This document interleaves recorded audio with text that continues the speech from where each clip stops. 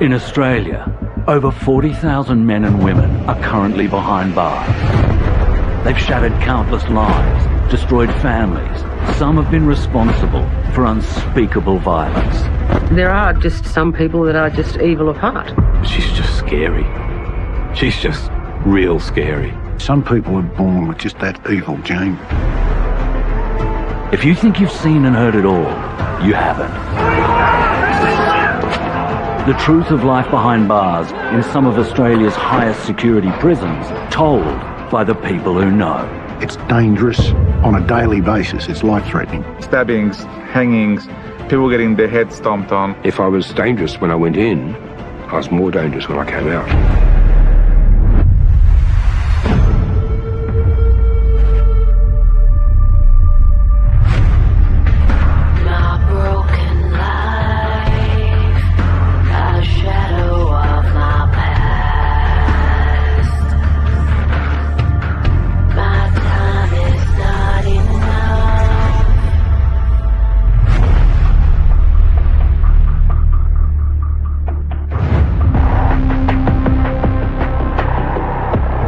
In this episode, we reveal what a notorious murderer has to say for his crimes. He was convincing other prisoners and staff that he was innocent of the crime. It was like he was almost convincing himself. Plus, the lengths prisoners will go to smuggle in phones. There was a phone up his bum that started ringing. You could actually see whose vagina was ringing. And I was like, oh God, she didn't think to take the battery out or turn it off. And the moment a jealous and violent man killed his girlfriend in broad daylight. You can see the terror in her eyes. 69 seconds after that image is captured, Lisa is dead.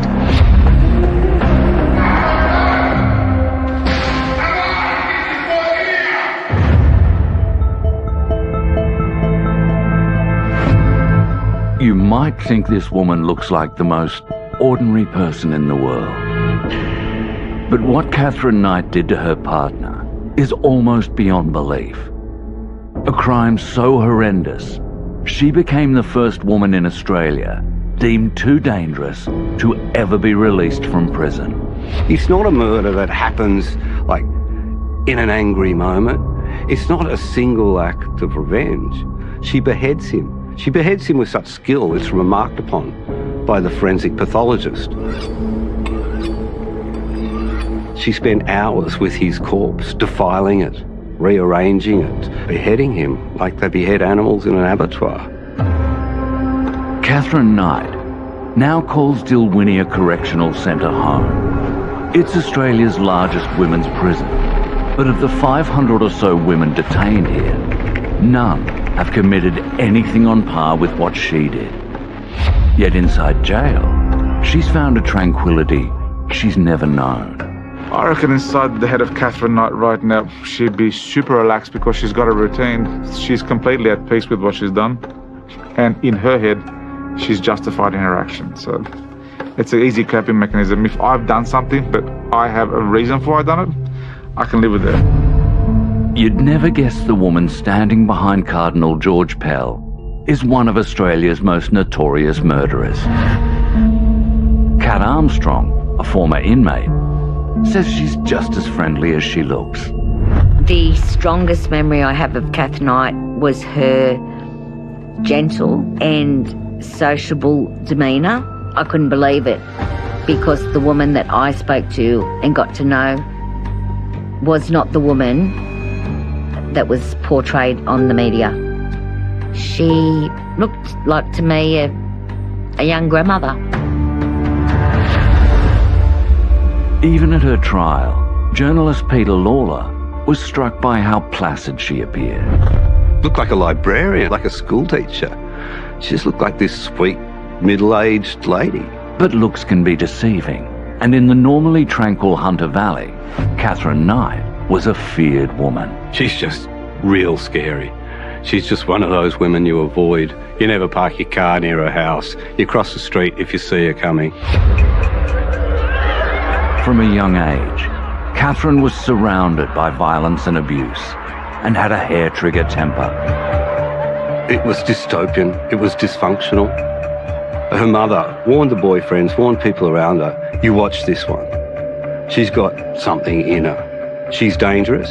She could change in a moment. A rage over nothing. While some teenagers dream of marriage or travel, Catherine dreamed of working in an abattoir. And when she was 16, her dream came true. It's pretty weird, isn't it, to aspire to work at an abattoir? Later, she spoke about how much she enjoyed that actual cutting the animals. It gave her pleasure. I think she said that was the happiest time of her life. At age 19, she married Dave Kellett, the start of what would be a long cycle of violence. The honeymoon went as planned as far as Kellett was concerned. He did the honourable thing a couple of times. He says 3 times, and he fell asleep. But then he woke up and she was throttling him. She was furious because apparently her parents had had sex 5 times on the wedding night, and that's the prescribed number of times you have to have sex. So she throttled him. Welcome to married life, Dave. If he was hoping this would be a one-off, Dave would have been disappointed. This was a violent marriage, and Kellett seems to have been on the receiving end of it. One night he was late home from the darts. Catherine hated it when you were late home. She hit him in the head with a skillet, with a frying pan. She fractured his skull. He collapsed at the neighbours. He was taken to hospital. He was kept in hospital for a few days. The police asked him if he wanted to press charges, and he said no. But by the time their first child was born, months later, Kellett had finally had enough and left Catherine for another woman. It triggered a series of episodes that got progressively worse. There's a story that the baby was put on the train tracks and rescued by a local homeless guy. Before the train came, she took an axe down a main street. She threatened to kill people. This is all because David Kellett's left her for another woman. Perhaps because violence was all Kath knew, her next partner, David Saunders, copped it just as badly. Poor old Saunders comes home late from the pub one night, opens the door. She hits him in the face with a hot iron. There were burn marks on the side of his face. His workmates started taking bets on which parts of him would be missing in the morning. She stabbed him, and he got one of his friends to sew him up before work. I mean, it was a running joke among his friends. It wasn't much of a joke for Saunders. Catherine's obsession with violence was no secret. It was on display. She decorated her home with symbols of death. From very early on, Kath loved pelts. She loved skeletons. She had a morbid fascination with those things. She said it gave her comfort to be surrounded by these things. That maybe, I don't know, things that were dead couldn't challenge her. And she loved her knives. They hung above the marital bed. Can you imagine that? Despite her violent reputation, Catherine was never single for too long. Her next partner, John Price, was a local miner, a good catch. And things started smoothly. Well, this is the thing. There are good days with Kath. She's a fun girl. Things weren't exactly peaceful between Kath and Pricey, but they were good enough early on. Of course, that was never going to last. Catherine was just as violent and volatile. Although John Price tried to leave her, by February 2000, they were back together. She was very persuasive. When Kath wanted you back, she got you back. She could turn on the charm. Apparently, she was good in bed. I don't want to think about that. But Catherine was no changed woman. The violence was getting worse. And not long after they were back together, she stabbed him, something she later blamed on her eyesight. Once Pricey got off the phone, he started on me, and I was around washing up, and it could have been a fork, a spoon, or anything in my hand. It was a knife that cut your meal with, and I aimed it at him, and it got him. He was leaning closer than what I thought. And my eyesight was bad at that time. I've only had new glasses since then. By late February, John Price was afraid for his life. He ran into friends around town. They all recall that he was subdued, that he was sad. Pricey knew what was coming. Nothing was going to stop Kath.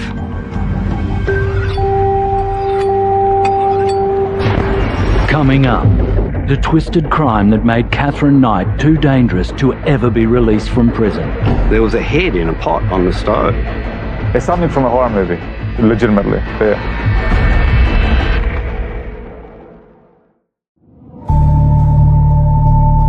February 29, 2000. The sleepy town of Aberdeen, New South Wales, is about to become the unlikely setting for a horror story. John Price has confided in his colleagues at the coal mine. He's afraid his violent partner, Katherine Knight, will kill him. He showed them where she'd stabbed him a few days earlier. They were worried about him. They offered him somewhere to stay, but he was worried that if he wasn't home, she'd go for his children. That evening, Pricey returned home and fell asleep. And sometime later, Katherine showed up and let herself in. She was planning to have sex with him that night. Planning to have sex with him and then kill him. But this was no ordinary murder. She kills him. 37 times she stabbed that man. Started stabbing him in the bed. Stabbed him as he ran down the hallway. Stabbed him as he got outside. Dragged him back inside. And he eventually bled to death. What Kath did next defies belief. She prepared dinner, meat and potatoes. Except this wasn't animal meat. She doesn't just cook him, does she? It's a long night. She serves up a meal on a plate. She cooked vegetables. She made gravy. She put out little notes to his children.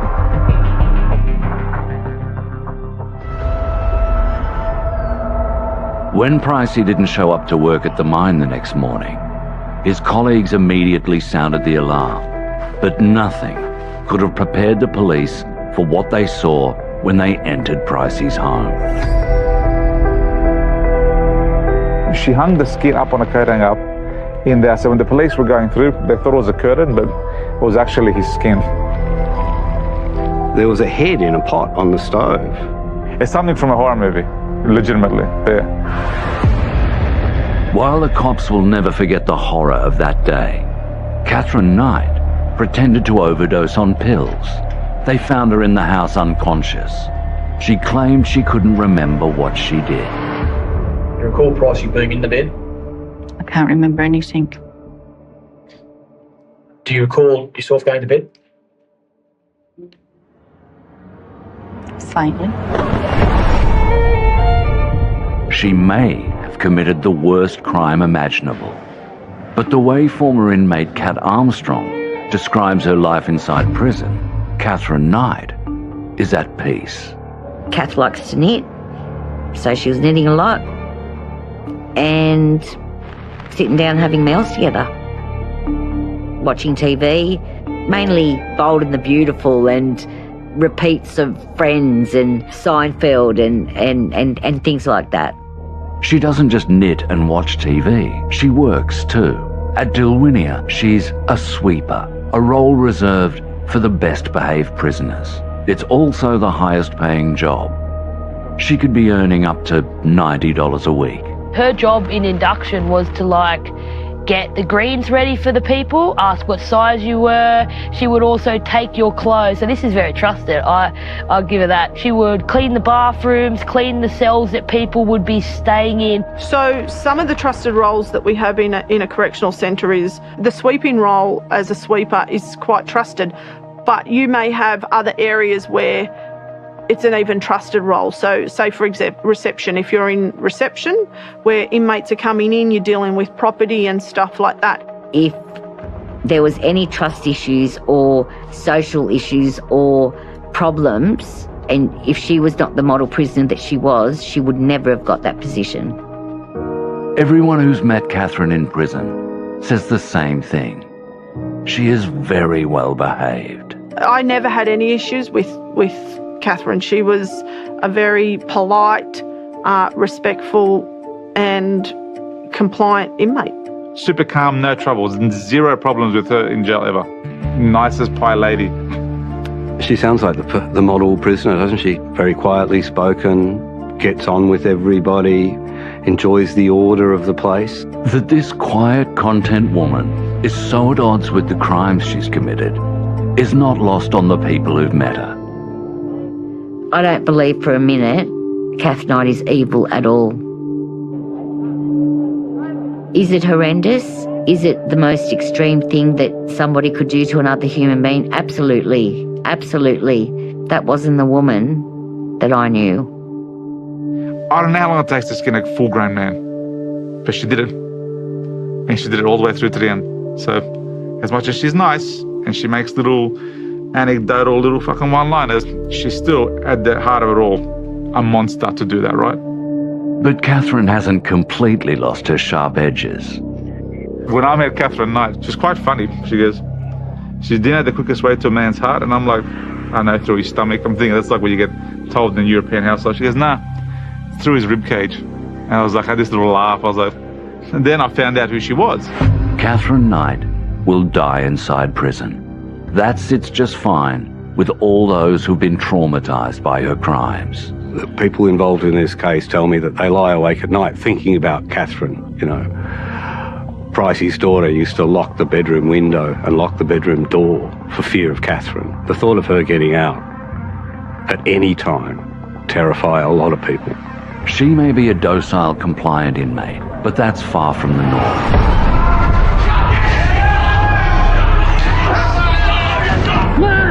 Across Australia, prison staff have to contend with dangerous men and women who could become violent at any moment. The mini riot began around 2 p.m. when a handcuffed prisoner punched a warden, knocking him unconscious.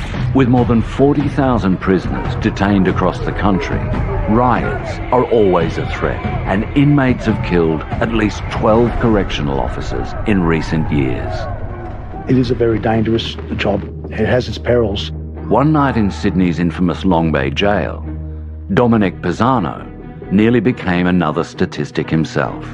There was a night shift and myself and 2 other officers were rostered on the landing. Every night, guards would move prisoners from one section of the jail to the other. Standard procedure. Except on this particular night, the inmates must have sniffed some sort of opportunity. Without warning, they pounced. Shortly after 9 o'clock last night, 2 prisoners armed with a mallet and wooden blocks forced their way into the warder's office. 3 prison officers were taken hostage and locked in a cell. There they stayed as the 58 remand prisoners in Wing 13 ran riot. We barricaded ourselves in the cell with cell furniture, and the reason we did that was we didn't want to be separated. All Pisano and his colleagues could do was wait. They had no way of knowing if help was on the way. Just been married probably just a year and a half at the time. I wasn't able to contact her for a number of hours. It was a very daunting situation for everyone. Authorities only had one option: go in with full force.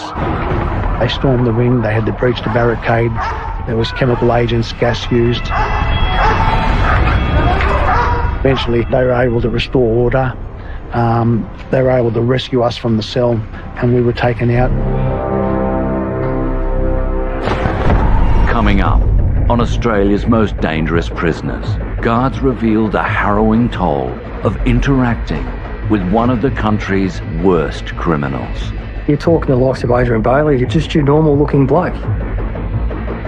But that normal looking bloke is a rapist and a murderer.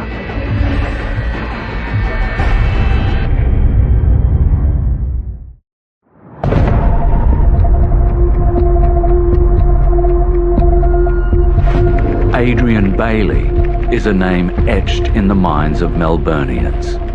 The serial rapist brutally murdered Jill Meagher, a total stranger, as she walked home from a night out. Jill fought very hard and it escalated in a way that it hadn't before. for Adrian Bailey, and he decided that he didn't want to go back to jail, and he thought this was the way out. He thought that he should kill her, silence her, and so he strangled her. Bailey's crimes landed him a 40-year sentence in Victoria's notorious Barwon prison. Inside jail, he tries hard to be liked.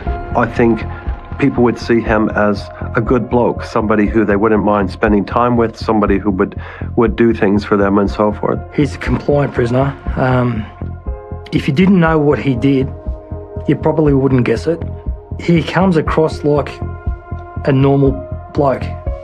In one way, you would describe him as a model prisoner in that he never causes any trouble. Another way of describing it is that he is a suck. I mean, he tries to sort of volunteer for jobs, unpleasant jobs, and be helpful to screws, tries to get on their good side. But hiding beneath the facade of this nice bloke is a violent murderer. The story of how Bailey unleashed the monster within starts in 2012. On a buzzing Friday night, 29-year-old Jill Maher was at Knockoff Drinks. When the nights are cold, don't know where to go. I wish I still had my home. Jill Maher worked at the ABC. She worked for John Fane, who was very highly respected superstar in Melbourne, and Jill was out having drinks with friends from work, and she was so close to her home. She lived in an inner city suburb of Melbourne in an apartment with her husband. 4 kilometres across town, this man, a dangerous man who preyed on women, was also out drinking and would soon cross paths with Jill. Of course, when it was time to go home, one of the friends said, "I'll walk you home or grab you a cab or something," and she said, "Don't be crazy, I'm just like 5 minutes away." And so she tottered off down the street, you know, minutes from home, husband waiting for her. She should have walked through the door moments later, but Jill never made it. Her husband, Tom, was worried sick. Cops scoured the streets, turning up her handbag. All they could say with any certainty was it didn't look like Jill had run off somewhere. Oh, what are you going through? Hell. It's just devastating, but yeah, just trying to push on as much as possible. A few days after Jill went missing, police uncovered this vision that gave them a vital clue and still makes the hair on the back of your neck stand up. That chilling footage will never leave me. This very clear footage of Jill walking past and then a man running after her. The police didn't know it yet, but the man in the video was Adrian Bailey. He had a lengthy rap sheet, more than 20 counts of sexual assault. He was on parole for raping 5 women. He should have been in prison. Instead, he was out drinking. Adrian Bailey was having some kind of outing with his partner at the same time in the city, and they had an argument. The partner apparently walked out, left him to it. He kept drinking. He was quite drunk by the time he left and headed home.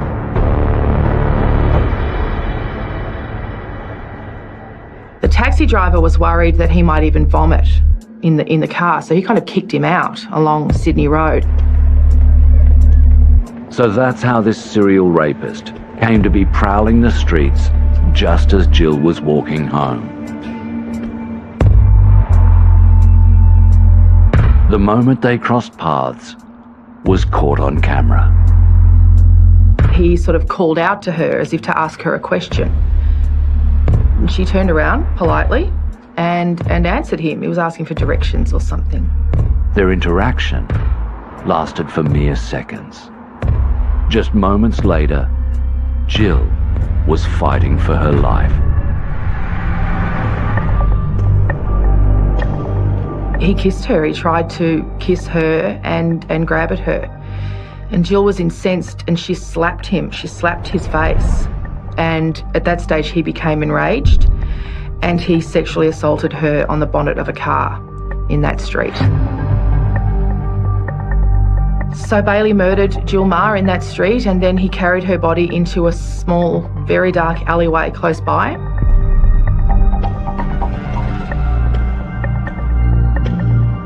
Bailey returned home to grab his car before driving to the outskirts of the city and dumping her in a shallow grave. But luckily for police, he was no criminal mastermind. Cops tracked Jill's phone as her body was driven out of the city. And when they combed through tolling data, they spotted Bailey's car. It turned out to be one of the first cases in Australia where phone tower technology really played a part in solving a crime. Police searched Bailey's home and they found the smoking gun, Jill's SIM card. Desperate to avoid the cameras, Adrian Bailey is brought into Melbourne's police headquarters. Investigators believe he's the man in the blue hoodie.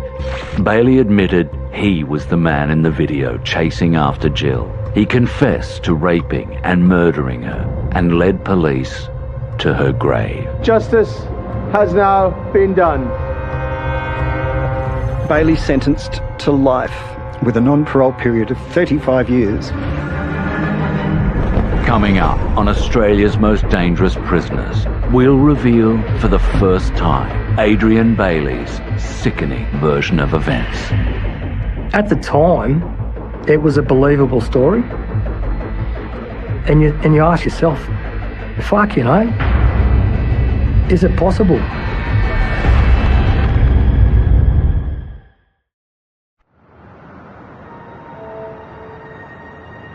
When serial sex offender Adrian Bailey brutally raped and murdered Jill Meagher as she was walking home, the country erupted in anger and grief. What made it sting even more was that he should never have been free to prowl the streets. He was on parole for raping another 5 women. Jill's murder prompted a bail crackdown, and that means that inside prison, Bailey has to watch his back. Adrian Bailey is one of the most hated men in the prison system because no one could get parole after that. The government clamped down. They were never going to win any votes if they didn't.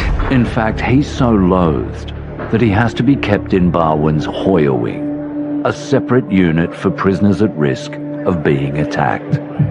Because of the notoriety of the Jill Meagher case, he's in the boneyard, which is the protected area of the prison. He's in with other sex offenders or people who need to be in there for their own protection. Inside prison, Bailey will tell anyone who'll listen his own twisted version of events. A lot of the protection prisoners try and make up a bullshit reason for them being in protection.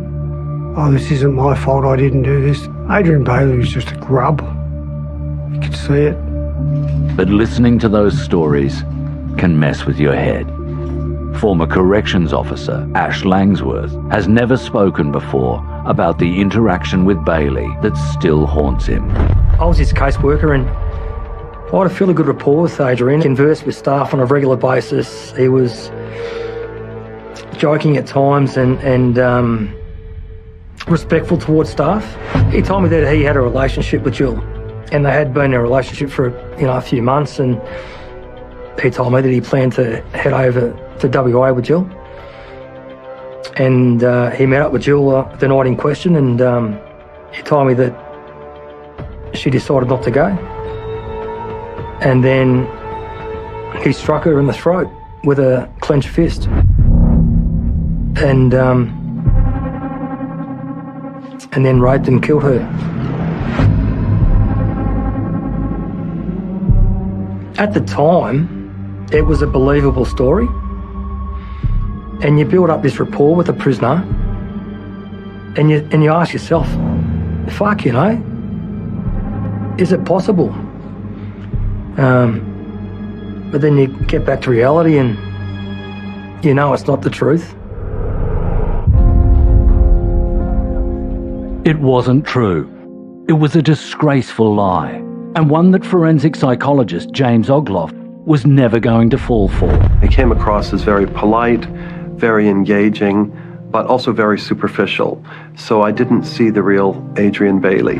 And he said something to the effect that, well, I'm not going to say things that you want me to say just because you want to hear from them. I'm not going to lie. And I said, I think you just have. And so I sort of ended things there. But the second time Ogloff assessed him, the mask slipped, and he finally told the truth.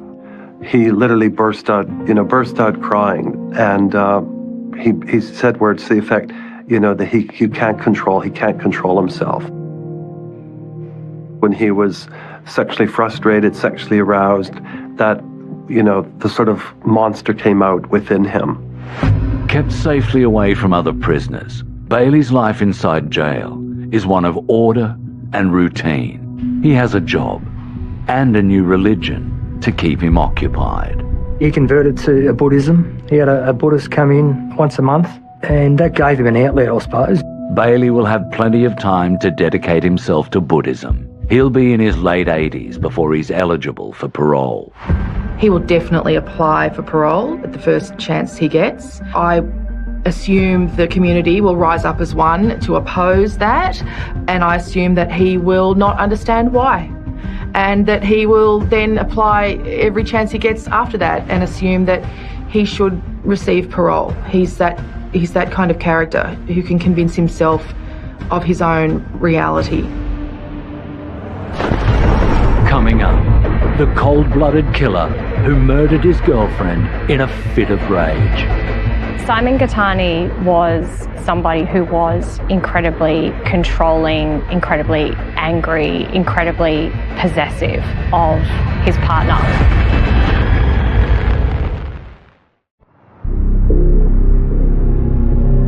Sydney, July 2011. And this is the last chilling image of former dancer Lisa Harnham. And the man covering her face is her fiancé, Simon Gittany. You can see the terror in her eyes. It's a blurry CCTV image, but you can see the fear and the urgency that is in her eyes at that moment. 69 seconds after that image is captured, Lisa is dead. Simon Gittany had a deadly temper, consumed by rage, killing his new fiancée in a high-rise apartment building in the heart of Sydney. A man's faced court accused of throwing his fiancée to her death from the balcony of their 15th floor apartment last Saturday. Simon maintained his innocence from the day he was charged until the day he was convicted. But he was charged with murder within a matter of days of Lisa's death. Bordered by bushland, 150 kilometres northwest of Sydney, Lithgow Correctional Centre is where you'll find Gittany these days. This maximum security jail is home to 360 inmates. Amongst them are some of the state's worst murderers, rapists and gangsters. He's received work as a sort of sweeper in prison where he's doing cleaning. I mean, there's not a lot that people can do in prison. Gittany is now a prison cleaner, far from his life as a corporate high flyer. Before that brutal brain snap in 2011, Gittany enjoyed splashing his money around town. He lived an incredibly flashy, extravagant lifestyle, and there was a lot of evidence in the trial about that lifestyle, the rent on his apartment. He spent a lot of money on clothes. He took particular care of his appearance, and that included designer outfits. He was very interested and almost obsessed by physical fitness. Around 12 months before the murder, former dancer Lisa Harnham had travelled from Canada to Australia in search of new adventures. And that's how we play golf. Thank you for watching. But when she was looking for somewhere to stay, she made a fatal decision. Lisa and Simon first met when they became flatmates. It did develop sort of very quickly into a very serious relationship. This home video captures a happy couple in love, but Gittany was not the man he appeared to be. He had a history of petty crime. In one run-in with police, he bit off part of the ear of a detective. Simon Gittany was incredibly controlling, incredibly angry, incredibly possessive of his partner. Gittany began to show his true colours and started to control every aspect of Lisa's life. He told her what to wear, who to see, and where to go. He was so obsessed, he installed CCTV cameras in their apartment. It was very difficult for her to come and go from the apartment. Indeed, she didn't come and go from the apartment. At a point, she was really only leaving to get groceries. She wasn't working, she wasn't seeing friends and family. In December 2010, Gattani sent this text to his girlfriend: "Please don't let any guy talk to you today, and please don't look at any guy, because your eyes should only gaze on me, the one." He denied Lisa needed permission to leave their unit, but once sent a text saying, "Who the f*** do you think you are, walking around the house like you own it, or coming and going without my permission?" Gattani's jealousy was out of control, but the couple seemed stronger than ever. At her 30th birthday celebration, Lisa accepted his proposal of marriage. They had an incredibly public proposal. It was being filmed, got down on one knee, made a speech, and including in the speech, quite, I think, chillingly, there are comments in there where he talks about finding someone who would serve him. But serving Gattani was becoming increasingly claustrophobic and frightening for Lisa. Trapped in his ivory tower and isolated from most of her friends and family, she began planning her escape. How do you engineer leaving a relationship like that with someone who you know is prone to that kind of fury and rage? Terrified of what might happen next, Lisa packed her bags and booked a flight home to Canada. But Gattani was a step ahead. He had installed software on her phone to access her messages. He knew she was planning to leave him. In the early hours of the morning that Lisa died, she had discovered the software, and we know that because she had changed the password to the software, and she changed the password on it to the word trust. As Lisa tried to run for her life, Gattani's rage boiled over. This confronting moment was caught on the only camera that he hadn't disconnected. That image shows just how much danger someone is in when they are trying to leave a relationship, like a relationship that Simon and Lisa had, a relationship that was completely defined by controlling behaviour. 34 seconds after callously throwing the woman he professed to love 15 stories to her death, Gattani was captured in a state of panic on CCTV cameras. He's not bereft, he's angry. 2 years later, when the murder trial began, Gattani had well and truly moved on, regularly turning up at the court with a glamorous new partner, 24-year-old Rachel Louise. What's happening with the signs, guys? Can you explain? You can read them, that's the point of them. Rachel and Simon's family were all completely adamant and never wavering in their belief that Simon had done nothing wrong and that it was a complete miscarriage of justice that he had been charged with Lisa's murder. Gattani claims she fell from the balcony, despite his efforts to save her. But the testimony of one eyewitness, Joshua Rathmel, was critical in the trial. To my perception, without a shirt on, carrying what I thought at the time was a black suitcase or bit of luggage or several items, and it looked to me as though he was unloading them, throwing them off. Josh's evidence was so pivotal because that supported the idea that it had been a man holding an object.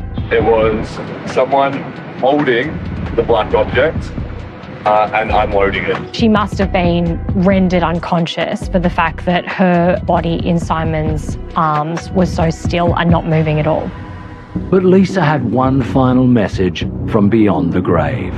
There was a torn up piece of paper found in Lisa's clothes which said there are cameras inside and outside the house. She did not want him to get away with it. Gattani's committal hearing was told a woman's screams were heard coming from their apartment the morning Ms Harnham died. The neighbour heard yelling and a female voice screaming out, "God help me, help me." How fitting that one of the key pieces of evidence was a surveillance video. His girlfriend yelled, "You're wrong, you're wrong," and had to be restrained by friends. She then rushed outside for a cigarette. Does anyone have a lighter? One was found, smoking, surrounded by media. What's going through your head right now, Rachel? The relationship between Rachel and Simon ended not all that long after the trial. Cold-blooded killer Simon Gattani was sentenced to a 26-year jail term with an 18-year non-parole period. Being a high-profile prisoner, he's in the protective wing at Lithgow. If he behaves, he'll be out on parole in 2031. Coming up on Australia's most dangerous prisoners, we reveal how prisoners smuggle phones into jail. There was a line of about 15 of us, and then all of a sudden this mobile phone starts ringing. Within a short space of time, you could actually see whose vagina was ringing.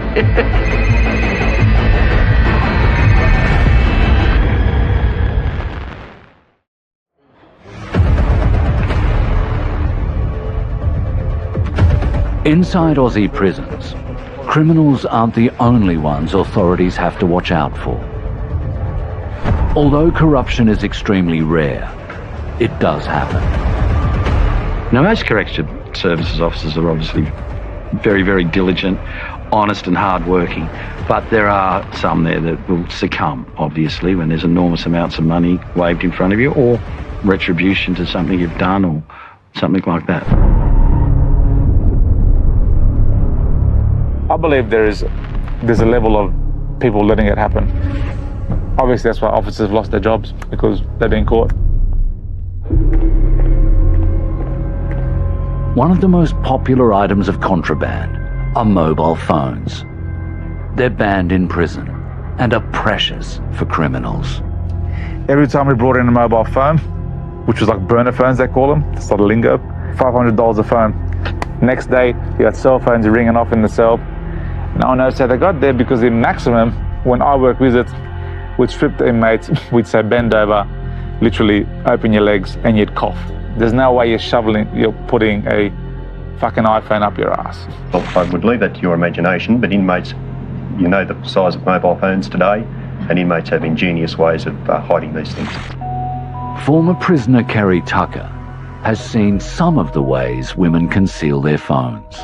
I remember some new person had brought in a mobile phone, and they'd banked it, inserted it vaginally, and they had it in Glad wrap and whatever else. And I remember we're in the leisure centre, we're all standing up, there's a line of about 15 of us, and then all of a sudden this mobile phone starts ringing. Within a short space of time, you could actually see whose vagina was ringing. And I was like, oh God, she didn't think to take the battery out or turn it off. If prisoners aren't smuggling their phones in, they have to rely on public phones and can only use them at set times. For former prisoner Taylor Budden, that meant chancing violence.